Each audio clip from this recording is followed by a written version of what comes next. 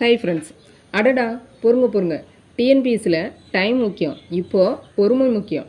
Skip பண்ணிங்கன்னா ஷார்ட்கட்டே miss பண்ணுவீங்க. கவனமாக இருங்க. ரெடியா? ரீசனிங்கில் கோடிங் என்கோடிங் அதில் வந்து ஏ டு இசட் வந்து ஆப்போசிட் லெட்டர்ஸ் எப்படி வந்து ஈஸியாக மெமரியில் வச்சுக்கிறதுங்கிற ட்ரிக்கு தான் பார்க்க போகிறோம். இப்போ ஏக்கு நேராக இசட்டு, பிக்கு நேராக ஒய், சிக்கு நேராக எக்ஸு, டிக்கு நேராக டபிள்யூ, இது மாதிரி வந்து எப்படி ஈஸியாக வந்து மெமரி வச்சுட்டு ஒரு செகண்டுக்குள்ளே இந்த மாதிரி ப்ராப்ளத்தை எல்லாம் போடுறது அப்படிங்கிறது தான் ஷார்ட்கட் பார்க்க போகிறோம்.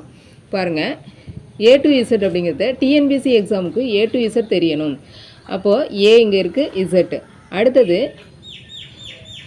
பாய் இங்கே, பிக்கு இந்த இருக்குது, ஒய் இந்த இருக்குது. அடுத்து வந்து சிக்கு நேராக எக்ஸ் இருக்குது. இது எப்படி ஈஸியாக ஞாபகம் வச்சுக்கலாம்னா, சாக்லேட் சாப்பிட்டா எக்ஸ்ரே எடுக்கணும். இங்கே சி இருக்குது, இங்கே எக்ஸ் இருக்குது.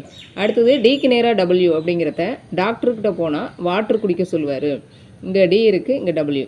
அதே மாதிரி ஈக்கு நேராக வியூ, எனர்ஜியாக இருந்தால் தான் வெஹிக்கிள் ஓட்ட முடியும்.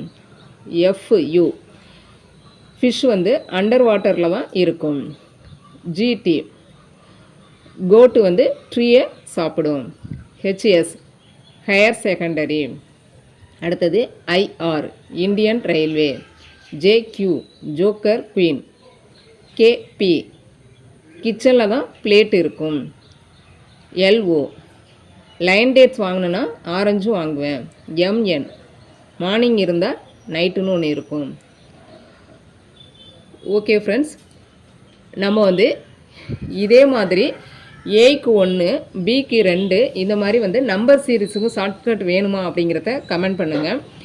நான் இந்த மாடலை யூஸ் பண்ணி நாளைக்கு ஒரு டிஎன்பிஎஸ்சி கொஸ்டின் வந்து உங்களுக்கு சேலஞ்ச் கொடுக்குறேன்.